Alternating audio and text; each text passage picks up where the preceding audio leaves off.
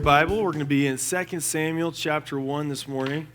And if you're a first-time guest or if you want to be on our email list and are not, we encourage you just to grab one of those cards out next to the offering box. You can fill it out, drop it in the offering box on your way out the door. And then any questions you have, we'd love to just answer any of those or just be here to help you any way we can. This morning we're talking about when opportunity knocks.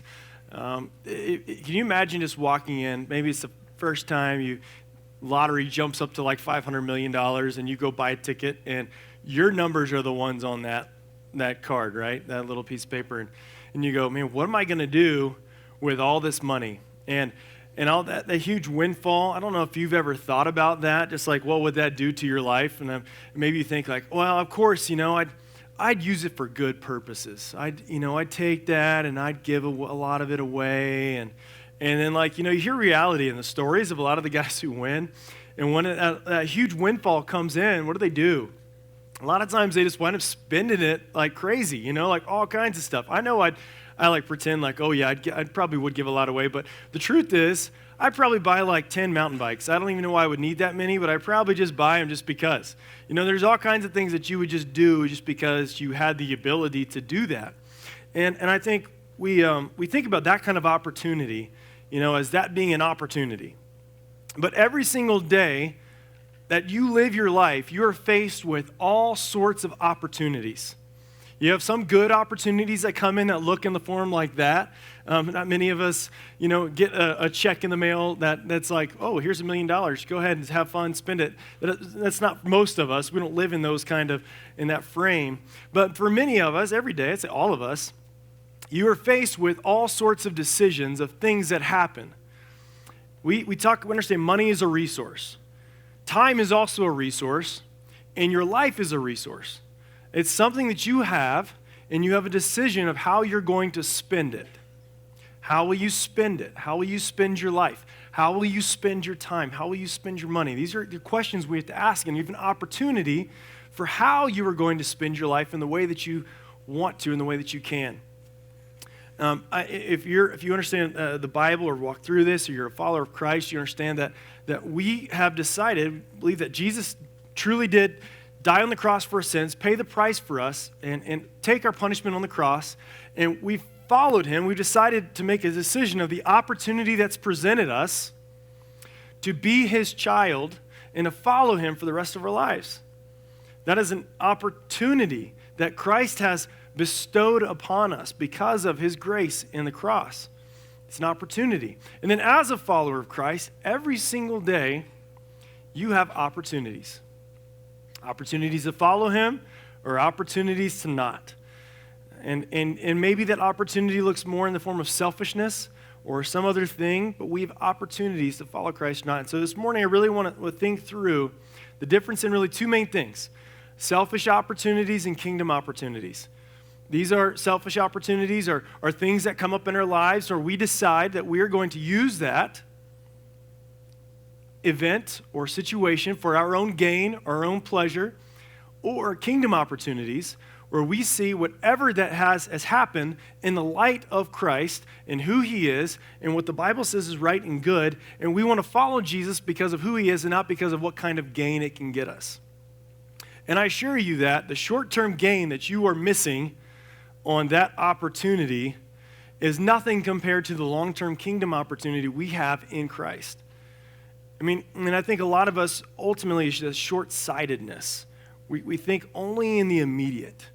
And I just hope today that you just think, let's try to wrap our minds around the eternal impact of the opportunities that are presented before us instead of the short-term and short-sightedness that we often face every day. So let's look in 2 Samuel chapter 1, and we're going to be in 1 to 16. After the death of Saul, when David had returned from striking down the Amalekites, David remained 2 days in Ziklag.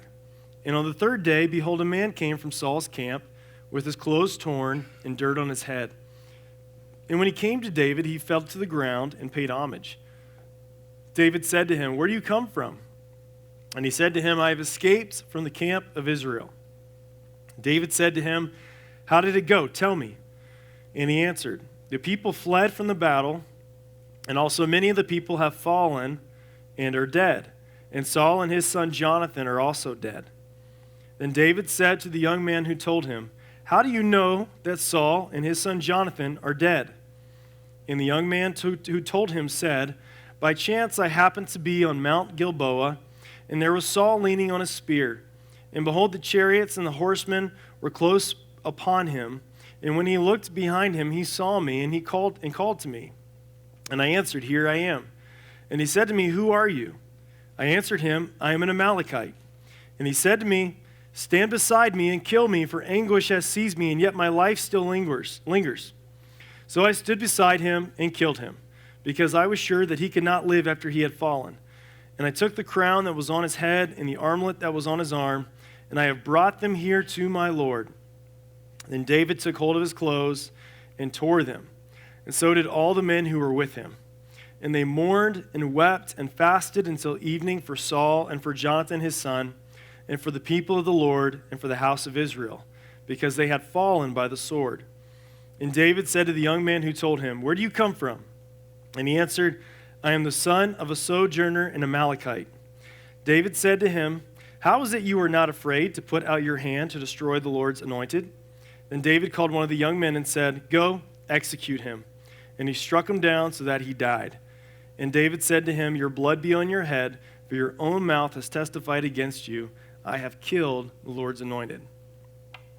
So kind of a little bit context for just coming into 2 Samuel chapter 1. We just finished 1 Samuel, and there's kind of two parallel storylines that have been happening. The first one is that David was in Ziklag, and in Ziklag, this is a kind of a Philistine-owned town, and in that, he was kind of a warlord with the Philistines, and he was previously, when Saul was after him to kill him, he was living in Ziklag, saying that he was helping to fight against Israel and all the town around. And instead, what he was doing is he was fighting against other warring tribes or enemies of Israel, and telling the Philistine king, Achish, this is what he was doing. And so he was living in Ziklag. Then the Philistines say, "We're going to go to war against Israel." They bring David, and they say, "We want you to fight with us." Achish is like, "David, I want you to be my bodyguard and fight with me." This whole conflict of thing that he's probably dealing with. We don't see what conflict is going in his head, but he's starting to march with the Philistine army. And as he's marching with the Philistine army, the Philistines say, "We don't trust this guy, David. He's an Israelite. How do we know he's not going to fight and turn against us? Because these are his people." So they send him back home. On his way back home to Ziklag, he finds it burnt to the ground, and all the families of all the men are gone. He's totally in distress, so much so where the men are ready to stone David to put basically a scapegoat for the loss of their family. David goes on, and as he prays to God and says, "God, what do you want us to do?" He says, "Go ahead, march. I'm going to give everything back and restore everything to you that you lost." So David goes on the good word of the Lord, takes his men with him, and they march. They find an Egyptian in the field. The Egyptian tells them they came from the Amalekite camp. They go on to the Amalekite camp, wind up striking them all down that night, except for the 200 guys who escape, get out. And then he brings all the families and all that the Amalekites had there, all back to Israel, back into Ziklag. Then, parallel story, the Philistines are still marching on to fight Saul and Jonathan and all of Israel. And the Philistines had mustered quite a big army. They had brought all the Philistine warlords together and chieftains to fight this fight. And as they're fighting, we see last Sunday that this is where Saul dies. Saul's wounded mortally by some arrows that pierce him. And as he's laying there, he tells his armor bearer, "Kill me. I don't want to be killed by the Philistines." That are like, "You do it." Armor bearer, realizing his sacred duty, his one job is to protect the king. He does not kill the king. Instead, Saul kills himself, and the armor bearer, realizing his king is dead, he also kills himself. And this is where we find himself. And so this story here in 2 Samuel chapter 1 is different than what we see happen in 1 Samuel 31. There's a reason for that. We're going to get into that as the story goes on. So this is the situation we find ourselves. David is in Ziklag. He doesn't know what's happened in Israel, but he knew the Philistines were marching on to Israel, kind of waiting to hear the news. Here, he's hearing news of what's going on. So first of all, we'll look at this Amalekite and what selfish opportunity. So verse 1, again, David is on the heels of recovery of everyone's family and spoil from the Amalekite battle. Here comes a man who runs into David's camp And he's got all the classic signs of mourning. He's got torn clothes. He's got ashes on his head. He looks dirty. You know, this is what you do in ancient days. If you had someone who you loved who died, what you would do is you'd often rip your clothes. And you put ashes and sackcloth on you, and you'd kind of sit there and kind of as a sign to all around that you were in mourning. This guy has this sign of mourning. He's got the torn clothes. He's got the ashes and dirt on his face. And he does something really interesting. He pays homage to David. Look in verse 2. When he came to David, he fell to the ground and paid homage. Now, this is interesting, right? Because he came from Saul's camp. Here he is bowing before David. Now, you don't read too much into this, but it seems as though he's realizing David's probably the next guy in line to ascend the throne, and he's recognizing David and his role and responsibility. Verse 3, David asked him, where does this guy come from? And he says, okay, I've escaped from the camp of Israel. In verse 4, David said, how did it go? Tell me. David wants to hear news of the battle. David's best friend, Jonathan, is in that fight. Saul, he still loves, is in that fight. All his people are in that fight. He knows people in that war, probably on both sides. Because he was living in Ziklag with the Philistines. He knows the Philistines, but his heart was with his people, Israel. So he knows, he's asking Gwent. He said, people fled from the battle. Remember last Sunday? People abandoned their cities. It was a great defeat of Israel by the Philistines. And so Israel was leaving cities behind. Philistines came and lived in them. And he said, also many of the people have fallen and are dead. And Saul and his son Jonathan are also dead. This guy also probably knows David's relationship, at least somewhat, with Saul and Jonathan, especially if he's in Saul's camp. Verse 5, and David said to the young man who told him, how do you know that Saul and his son Jonathan are dead? So he wants to ask him, I need proof. Show me some proof that what you're saying is accurate and it's true. In verse 6, and the young man who told him said, by chance, you like to throw that little phrase in there, by chance I happened to be upon Mount Gilboa, and there was Saul leaning on his spear, and behold, the chariots and the horsemen were close upon him. So far, that part of the story seems like it's accurate. That's what we see lined up in 1 Samuel 31. And there was Saul leaning on his spear, and the chariots and horsemen were close upon him, in verse 7. And when he looked upon him, he saw me and called to me. Now that part, I don't remember seeing in 1 Samuel 31. So it's Amalekite saying something else different than what we see happen there. And I answered, here I am, in verse 8. And he said to me, who are you? I answered him, I am an Amalekite. In verse 9, and he said to me, stand beside me and kill me, for anguish has seized me, and yet my life still lingers. So it's funny, like very close to the truth, right? Saul did ask his armor bearer to do that, but he didn't ask this Amalekite. So what's going on here? Who's this guy? What's he asking? I mean, you see like just this like weird tension kind of building up in the story. And he said, I answered him in Amalekite in verse 9, and he said to me, stand beside me and kill me, for anguish has seized me, and yet my life still lingers. So 10, so I stood beside him and killed him, because I was sure that he could not live after he had fallen. And I took the crown that was on his head and the armlet that was on his arm, and I brought them to my Lord. So picture this scene. This Amalekite is saying to David, so what happened is I'm sitting there in the battle and I'm watching Saul, and the Philistines are coming in, they're closing in on us, all this is happening, so what do? I'm just kind of standing there, and Saul calls me up. I mean, he's calling me over, and he asked me to kill him because he's just in anguish over this Philistine defeat, and so he wants me to kill him, to take his life. So I just did what he asked me to do. He asked me to do it, and so I have now his crown and his armlet to prove this is really from Saul. And so, again, if you're a king, you have distinguishing armor, possibly, in this case, crown, armlet, things that would say this is who he really was.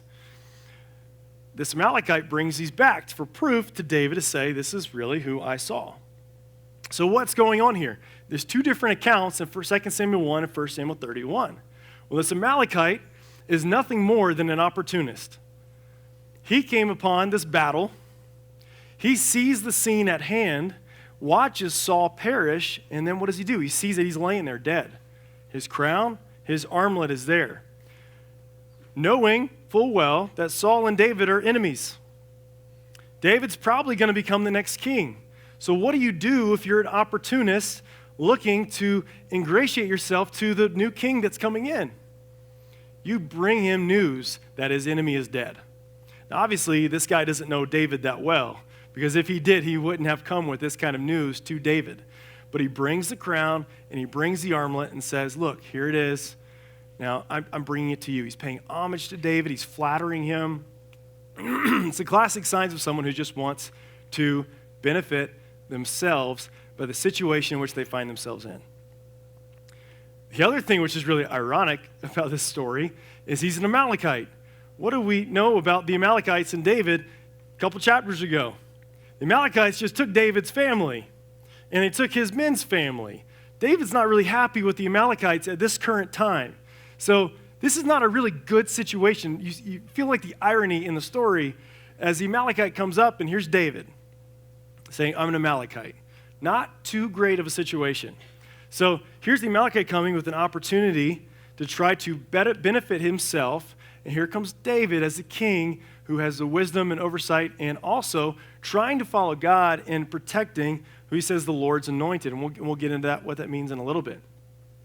But I think this idea of opportunity, especially selfish opportunity, I think, what does that look like for us? Right? We see it here in the story, the Amalekite obviously with a chance to benefit himself, but I was trying to think about this, like, how do we do that every day? What does selfish opportunity look like for us commonly every single day? I think, like, what do you do with the resources given to you? And again, it's not just money, time, yourself, and the opportunity. And how do you use that for the sake of Christ and his kingdom? Or how do you use that for the sake of yourself? Just think about that for a second. Like, this is all sorts of situations. Every day, we have conversations with people all around us. Those are opportunities. We have opportunities to magnify ourselves, to make ourselves look good. And I think, how often do you, like, maybe exaggerate a story a little bit to make yourself look good in front of the eyes of other people? It's an opportunity. How often do you take what's been handed to you and your time and you go, you know what, God, I'm going to take this time and here's how I know I can use this for you in your kingdom. And I'm going to use this. Or you're like, no, I really need some time to myself. Right? And nothing wrong with time to ourselves. We need that too. But I'm just thinking out loud, how do we take those opportunities and resources given to us for the sake of the kingdom or the sake of ourselves? It's an opportunity. This Amalekite here was thinking, how in the world can he become him, kind of one of David's good guys? If I bring this to David and say, I was the one who did this, maybe he'll bring me into his kingdom as a new king, and I'll be like one of his guys, one of his head dudes. I think basically a promotion, job opportunity. I don't know, the Bible doesn't say exactly what was in his motives or in his mind, but you got to wonder, like, what made this guy do what he was doing?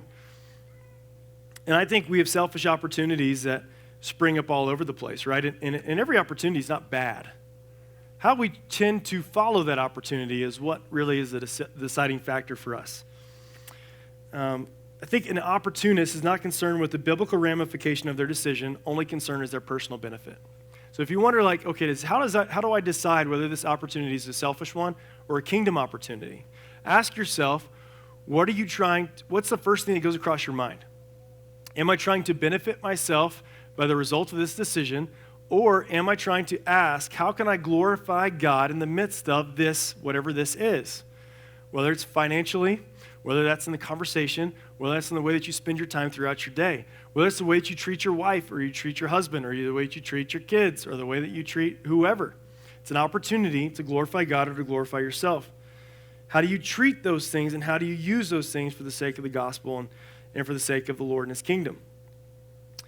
And then the second thing I want to look at is the kingdom opportunity. So I kind of want to kind of spend a little bit of time here, but really kind of compare and contrast those with the second part of the story.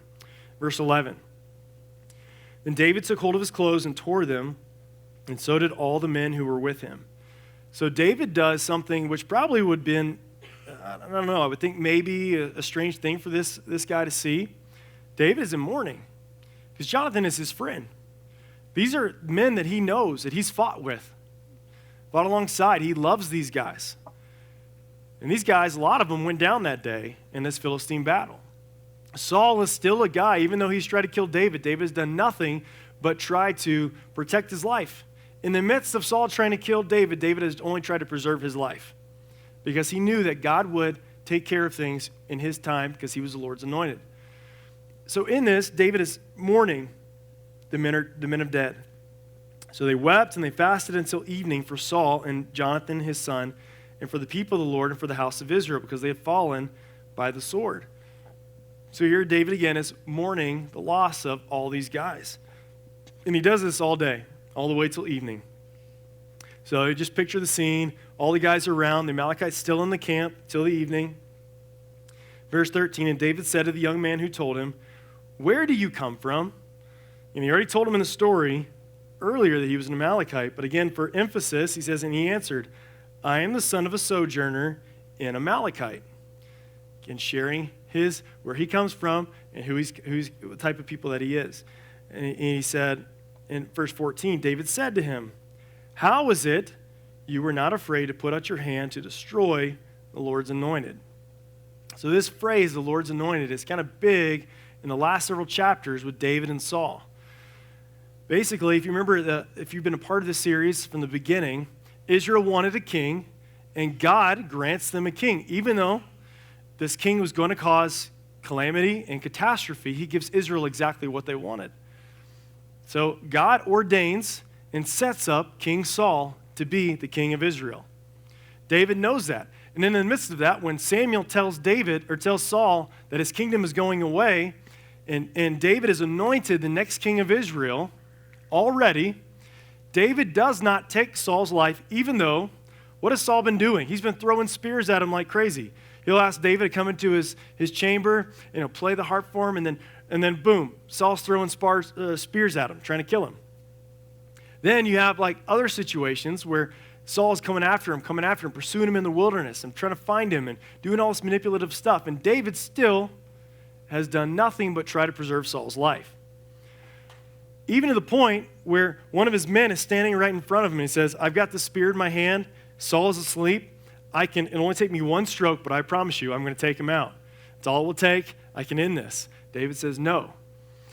Just imagine what that's doing for the sake of even his men at that time. David is training and teaching his men, showing them what it means to follow Jesus in the midst of someone who's trying to destroy you and kill you. The last several years of David's life have been terrible. And to think, if you were in his shoes to end this, all you'd have to do is end Saul's life, and he can now take the crown, roll into throughout the cities throughout Israel, and say, look, I'm your new king. Israel's running away. They're scared to death because the Philistine army has taken over cities. Who's to know what cities are next? And David has an opportunity to come in and be the savior of Israel. But the one thing he keeps coming back to is this idea of the Lord's anointed. I will not. Who are you to touch the Lord's anointed? David, at least at this point in his life, was more concerned about what God was doing and the sovereignty of God and his plan than trying to be the savior and hero of Israel.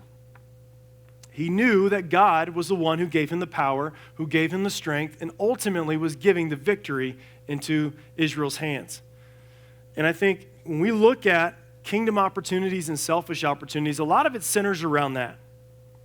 For many of us, we see the circumstances and surround our lives and think, how can I use what's been given to me to better myself in my life? It's not a terrible question, not a terrible thought to think. Most people in the world do that, right? We think, how can I use the situations around me to make my life more comfortable, more happy, more secure, or whatever?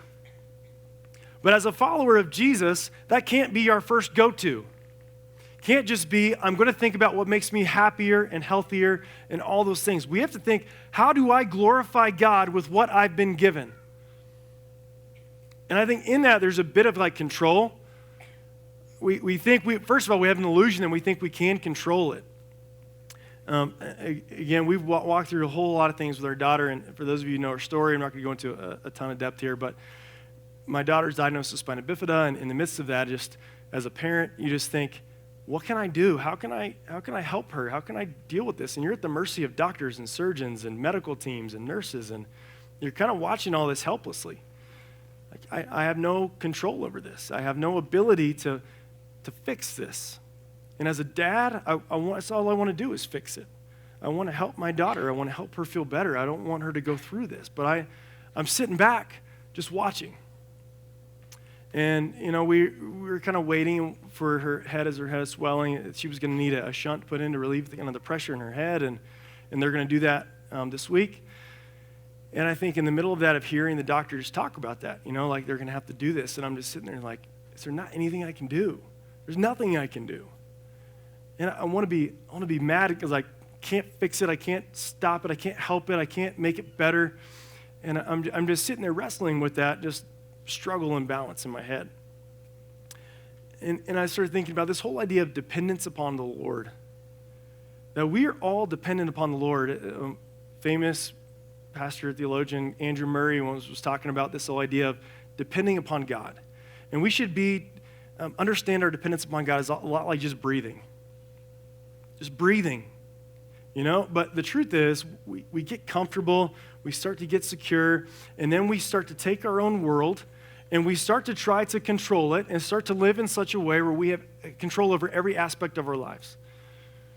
And we think, how can I make this better for myself? How can I use this opportunity, this situation, to better myself for the sake of my family or for the other people around me?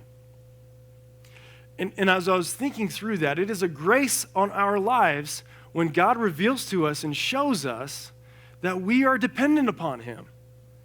Any good thing that's been given has been given by the Lord. When Saul was trying to hold on to his kingship and to his kingdom, he was trying to hold on to sand that was just slipping through his fingers. He had no control over it, but everything he tried was to wrap his mind and arms around what he couldn't control.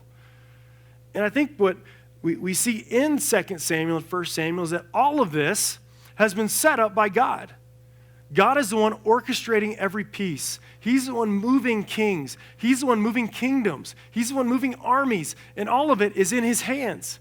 He's the one who told Saul, you're going to go down tomorrow. When Saul sinfully approached the medium at Endor, and he wasn't supposed to approach her because that was against the law. And he goes, and God sovereignly allows him to speak through this lady to say, your kingdom is going to be gone tomorrow. And Saul, all this is coming fulfilled the next day as Saul loses that. He's holding on, trying his best to hold on to what's been given for him in this opportunity, and he can't. He just can't do it. And for us, we try to just grab a hold of, and I use the example of like the sandcastle at the beach, and this whole idea where you build a sandcastle and the water comes in, the tide comes in, and you could try your best. I remember as a kid, I tried to just make like a moat around it, just like take the water out so I can keep my sandcastle, but inevitably, the water comes and destroys it. Comes right in and takes it over. You can't control what you have no ability or power to control. It all belongs to God. It's all for him. It's all for his glory. And the picture here of what is going on in this story is that as Saul's going away, God is going to lift up David and put him in the place of kingship over Israel. But God's going to do it. He's going to set it up. He's going to make it happen. He's going to fix all these things in his way that he intends to do. And I think when we can get to the place in our lives to realize that God is in control and what he is doing is for his greater picture and greater glory, we can rest easy knowing that we're just to live in that moment glorifying God and trying to see how in the world can I use this opportunity for his glory and for his kingdom. But the truth of it is, as a human being, that's a difficult place for us to be in. As I'm sitting there wrestling with this whole thing, they're doing ultrasounds of my daughter in her head and kind of looking at it like, yeah, she's going to need a shunt. And I've seen God work throughout this whole thing. I've seen God move, and I've been trusting him and relying on him. And then this happens. And I'm like, God, why are you doing this? Like, we've seen so many good things. Not my daughter. Can you not let this happen? And I feel like in that moment of just wrestling with that, I was forgetting what God has done and who he is and that he is over this whole situation. From the very beginning, we believe that God had told us to have this baby, and God is working through her life, and God is already bringing joy through so many, through this little baby. And I think for oftentimes in our lives, when we try to control those circumstances to benefit ourselves, and those opportunities, we're actually doing the reverse damage. When we try to hold on to those things, we actually cause sometimes more damage than we do for good. It's Amalekite here in 2 Samuel chapter 1. After David asked him this important question in 14, he says very quickly in verse 15, and David called one of the young men and said, "Go, execute him." And he struck him down so that he died. Verse 16, and David said to him, "Your blood be on your head, for your own mouth has testified against you, saying, I have killed the Lord's anointed."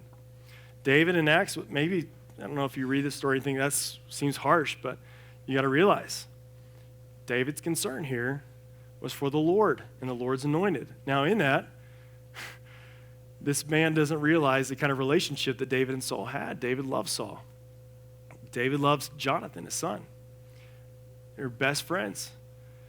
And in this, here's this Amalekite coming in, and David saying swiftly, "Your own mouth has testified against you," and called one of his soldiers over to take him down. Selfish opportunities hardly ever lead to anything, at least long term, that have any kind of benefit towards us. That's kind of the irony of the situation. When you try to hold on to something, you tend to lose it. What does Jesus say? What does it profit for a man to gain the whole world, yet forfeit his soul? If anyone wants to save his life, he'll lose it. But anyone who loses his life for my sake will save it. So when you think this irony of trying to hold on to something that we can't hold on to, we actually lose it. And by giving it up, we actually save it. It's the irony of the Christian life, is that by giving up of ourselves, we actually inherit everything. And Christ said to come after him, to follow after him, and he tells his disciples to follow after him. Many of them lost things throughout life. They may have lost their homes. One guy came to him and he's like, "Jesus, I want to follow you." And he's like, he said, "But I got to bury my father first." And in that he was saying, I'm going to wait until my dad dies and then I can give away the business, the family business. And Jesus is saying, none of that should matter. It shouldn't be about external things. And the external things are not bad. We just have to see them in the right light. Whether it's financially or jobs, family, all those different things, they have to be seen in the light of following after Jesus. And that we are giving up of our own selfish interests for the sake of God and his kingdom. But that, as a human being, and the sinful nature in which we have, is hard to do. Because we as individuals want to do things to benefit ourselves. I want to live my life in such a way where I'm making myself more comfortable, more happy, more secure. And again, being happy, healthy, secure, all those things are not bad. But pursuit of those things over the pursuit of glorifying the Lord will only lead you to trouble. If you pursue those things by themselves, you are going to find that you are going to be in problem. And I would say at all. And our posture before the Lord as a follower of Christ should not be, "God, I'm following you in order to get those things." Because that really, those things are what you're trying to pursue. We're following God in spite of what happens to our lives. Romans chapter 8 and 9 talk about this idea of being a vessel, in that God has created us as a vessel. And a vessel or a tool has a use, it has a purpose in mind. It's like if you have a hammer. And maybe if you've ever done this, you're looking for a hammer around and you really need to all you've got is a screwdriver or something, I won't take the 10 extra steps to my garage. I'm going to just try to hammer this thing in with the screwdriver. And what happens? You hit that nail or you hit something and bust your hand on it, or, and you're like, why did I do that? Because that was not what it was designed to do. And so whenever we try to take the design that we were not intended to be and do and try to be something else in which entirely we were not intended to be, we only cause calamity and trial for us and trouble. But when we recognize that God is in control and he's designed us, and he's actually designed the works ahead and the events ahead for us before to partake in, to be a part of, we find joy in that. Because I realize that your situation is different than my situation, and all around us, we may find ourselves in different places.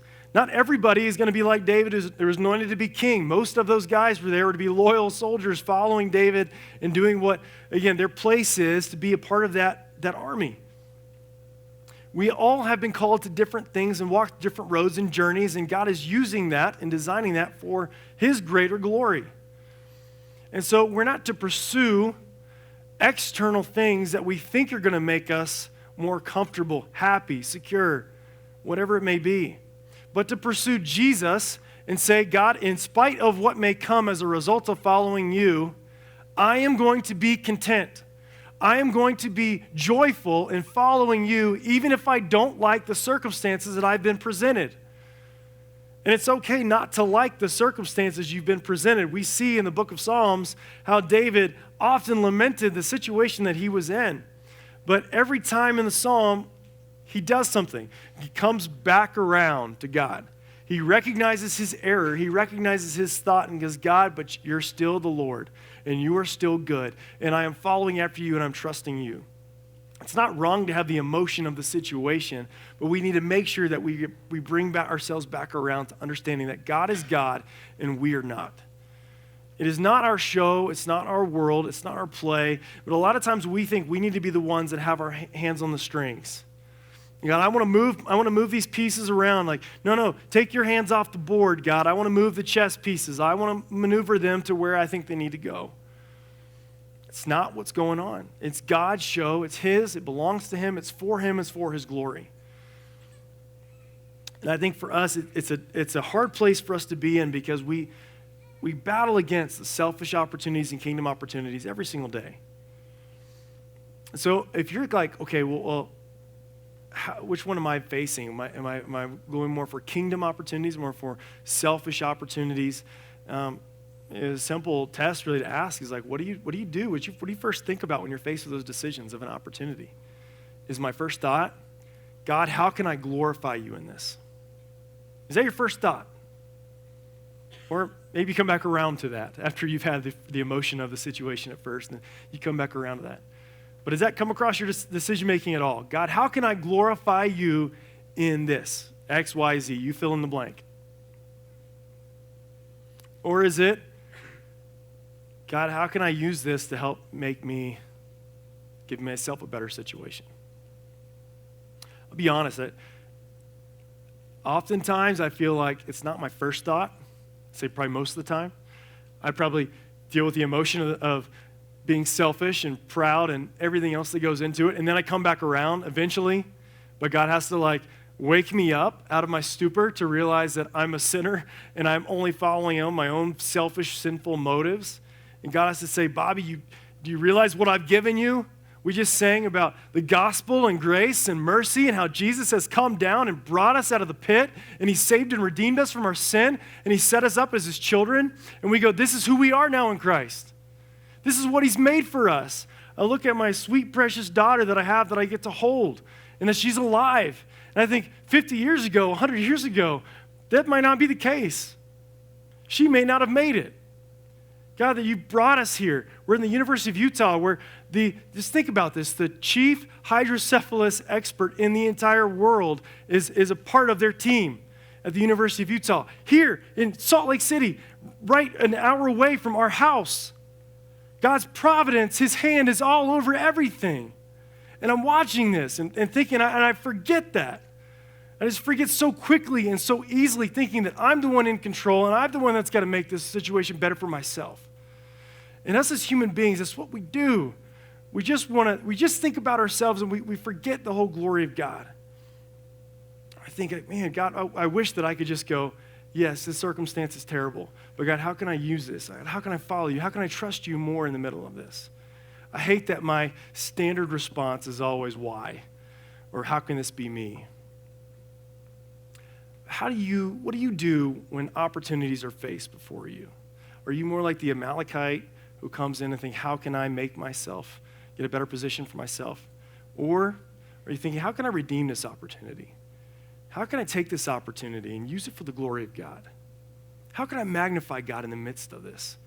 Imagine that kind of testimony around. Like, people would think you were just absolutely insane.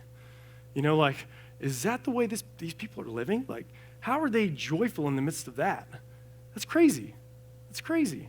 But when Christ gets a hold of your life and he redeems you and he restores you and he makes you one of his children, it changes who we are and what our motives are, intentions and goals in life and focus and everything.